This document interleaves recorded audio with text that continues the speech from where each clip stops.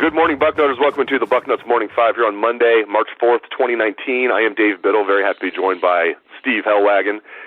Steve, you were in Indy covering the Combine. What a cool event. It becomes even more of a made-for-TV event every year, it seems like. Even ABC was having live coverage this year. Maybe they did last year, too, and I just missed it. But I was watching mine on NFL Network. But you were there, my man.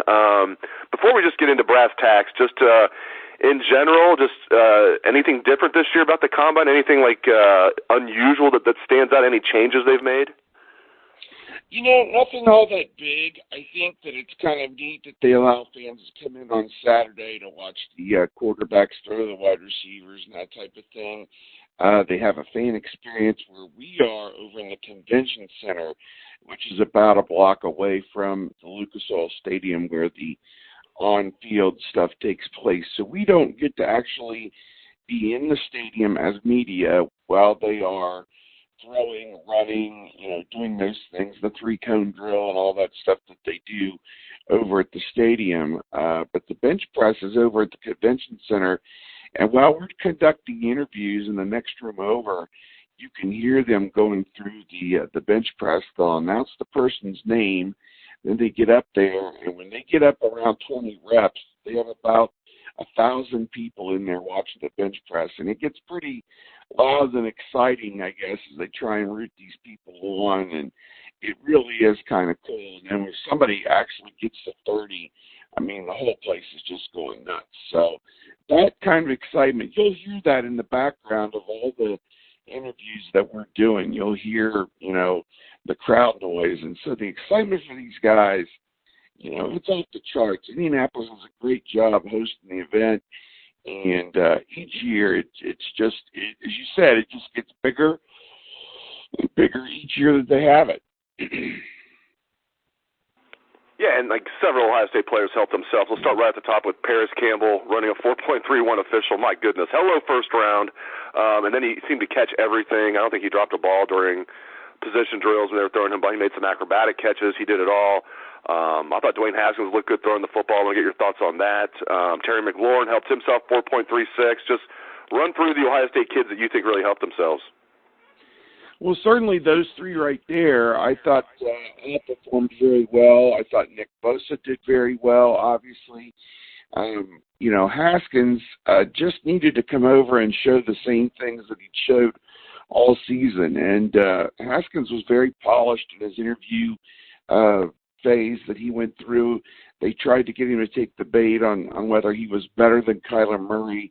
He didn't even, accept that. He said, hey, I'll just be happy wherever I go. I think most people think he's being ticketed as the heir apparent to Eli Manning with the New York Giants at number 6. But if somebody in the top 5 wants to make a deal with somebody who needs a quarterback, he could go earlier than that. So I don't know. I think we'll just have to wait and see what shakes out. But, I can't see him slipping past number 6 at this point based on that. Campbell, I think most people had him in the second round.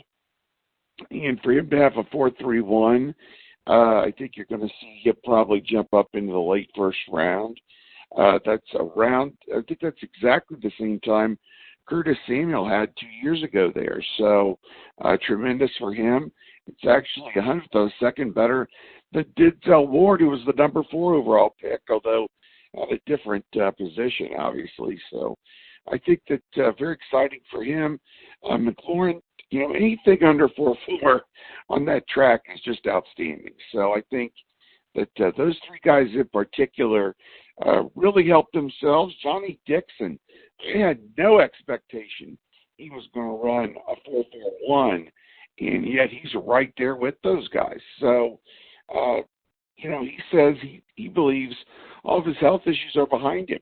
So somehow he's found a cure for whatever it was that was holding him back his first 2 or 3 years at Ohio State.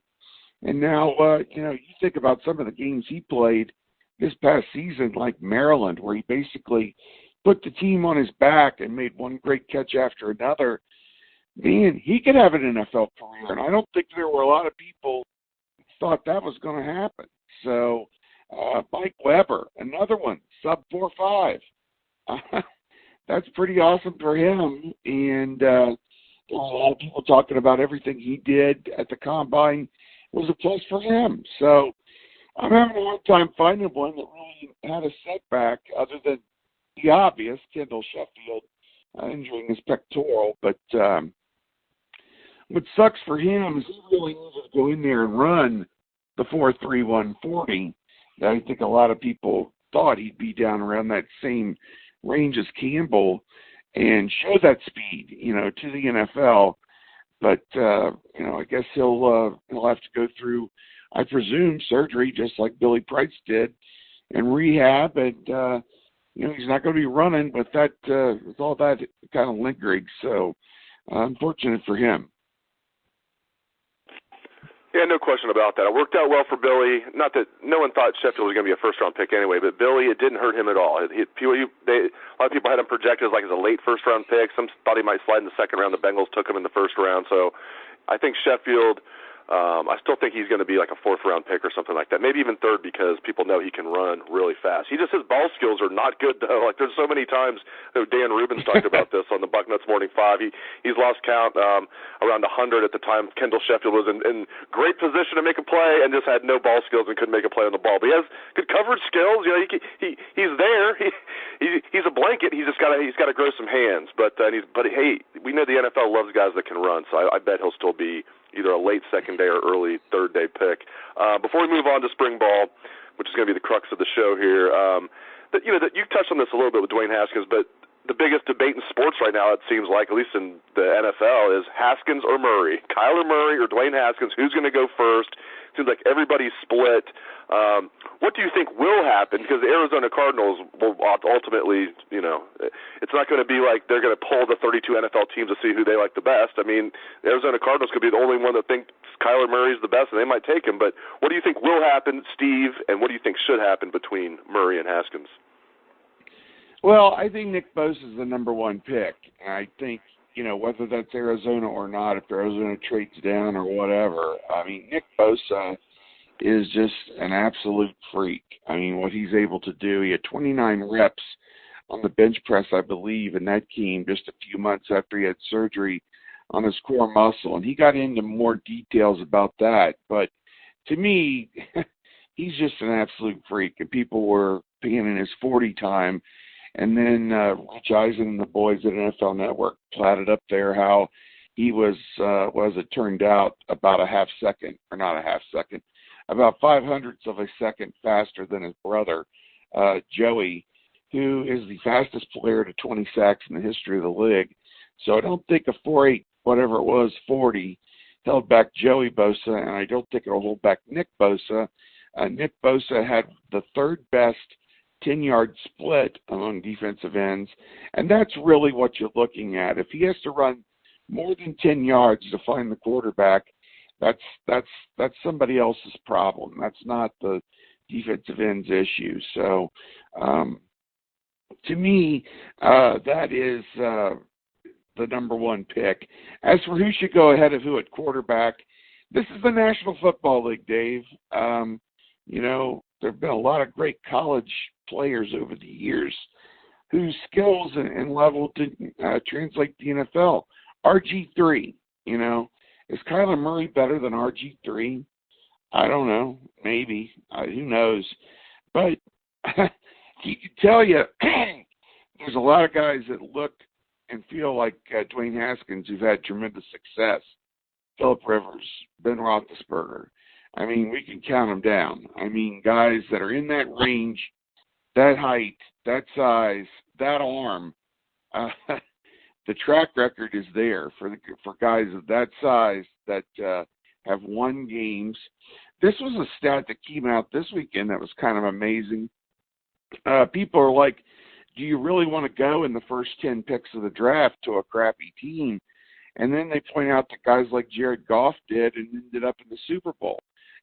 So you don't have to be terrible forever. I mean, if you've got the right management putting a roster together, you can go in those first 5 or 6 picks and end up in the playoffs probably by year 3 if everything clicks together the right way. So it's not such a negative as maybe it used to be with free agency and good drafts and different things like that. So I would go Haskins all day. I mean, the next guy who's 5'10", who, wins big in the National Football League, I guess Russell Wilson. I don't know. I mean, I just don't see it. And maybe I'm being discriminatory. I just don't think that, those running exploits just kind of get negated. When you get in the National Football League, it's just not there. That type of a quarterback. I mean, Deshaun Watson's having a little bit of success here and there, but I mean, I don't know. You get into the biggest of big games and against a great defense, and it's hard for that type of quarterback to make it happen. It's the National Football League, Steve, which stands for not for long if you keep making plays like that. That's paraphrasing the great Jerry Granville there, or Glanville, I should say. When he said, talking about an official, he said, this is the National Football League, and that stands for not for long if you keep making calls like that. Love it. No doubt. Love it. All right, let's get into spring football practice kicking off this week for the Buckeyes.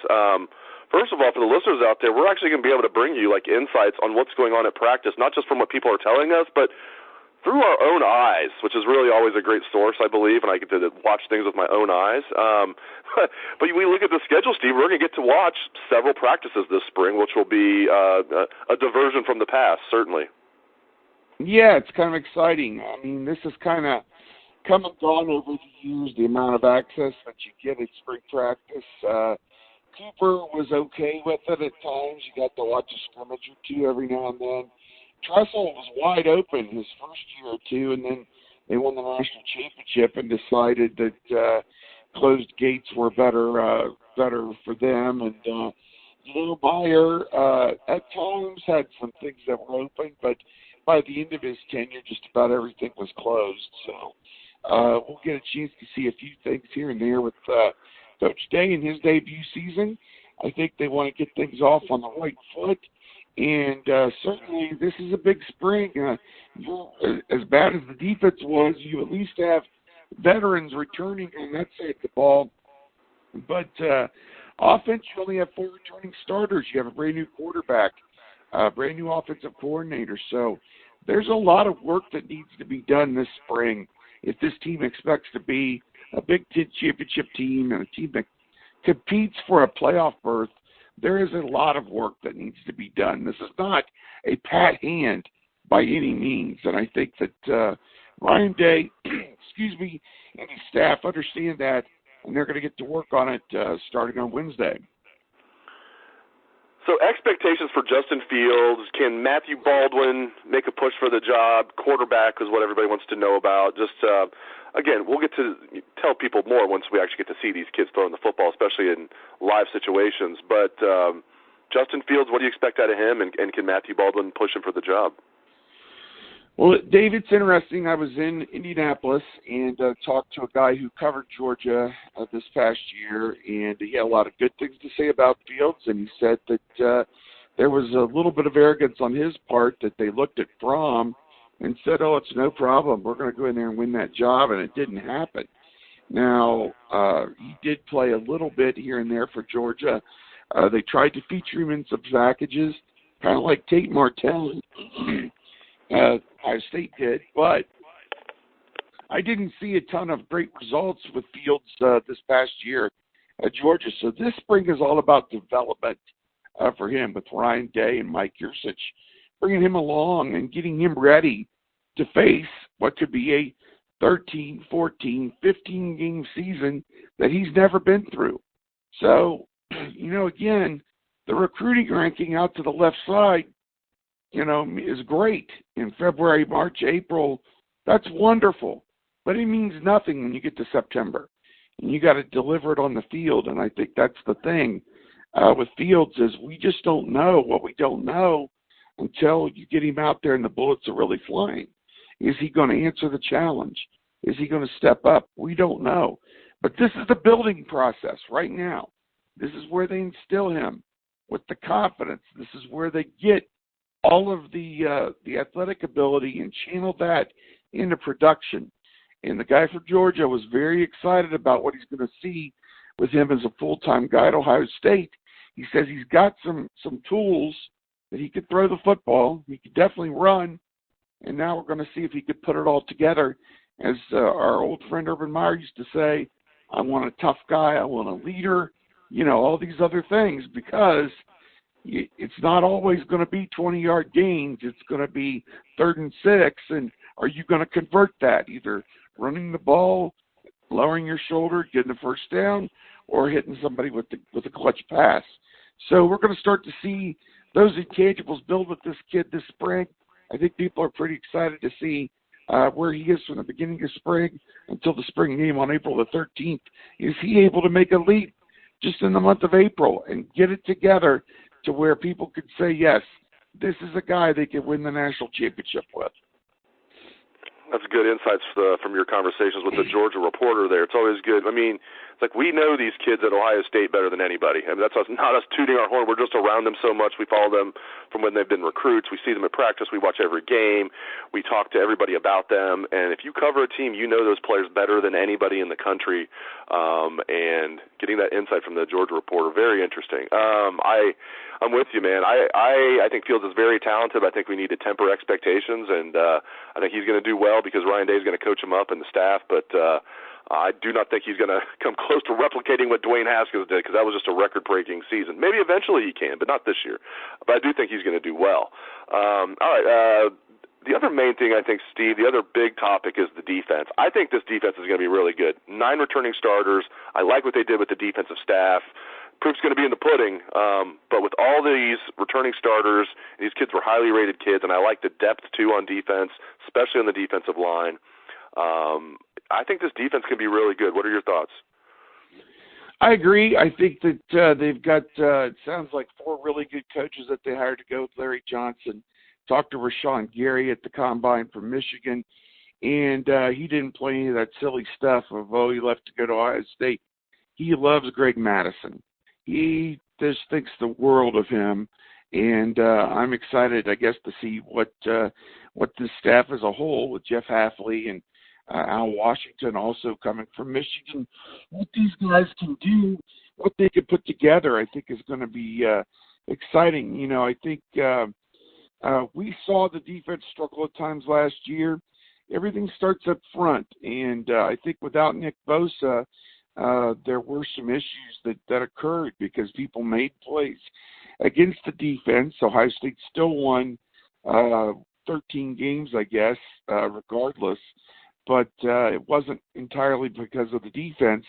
It was in large part because of the offense. They need to turn that ratio back the other direction, where Ohio State is winning games because of great defense, once again, holding opponents to 10, 13, 14 points.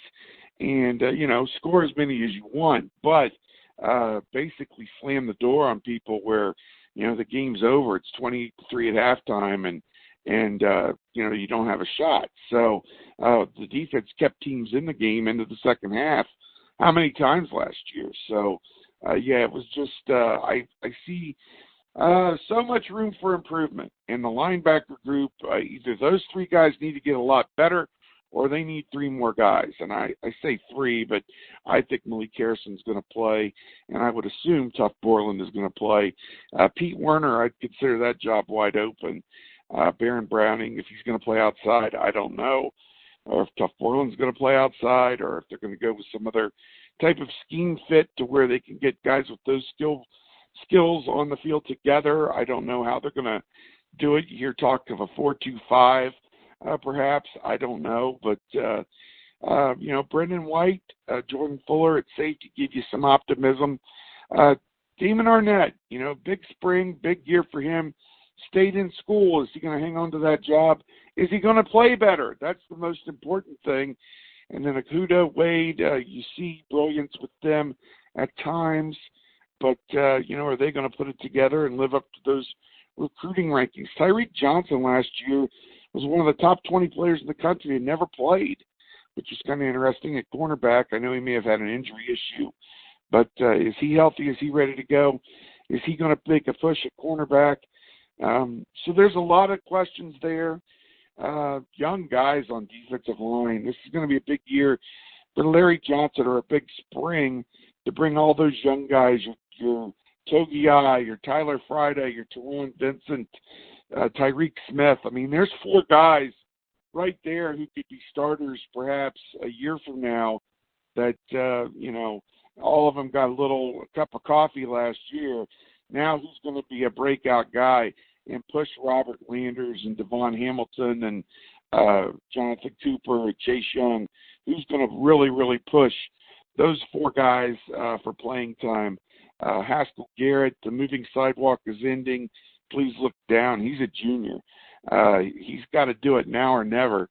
So, yeah, it's a big spring for some guys. I think that, starting Wednesday, I mean, I'm going to have my roster. I'm going to say, okay, 54 is who, and 6 is who, and we're going to be out there sorting it down, taking pictures, taking video, taking notes, and hoping to fill in some of the color between the lines on some of this and get the idea of who's ready to make that move and play at a Big Ten championship caliber level. Great stuff, as always, from Steve Helwagen. And just real quick for the listeners out there, Ohio State did not land Parker Braun, the grad transfer offensive lineman from Georgia Tech. He's going to Texas.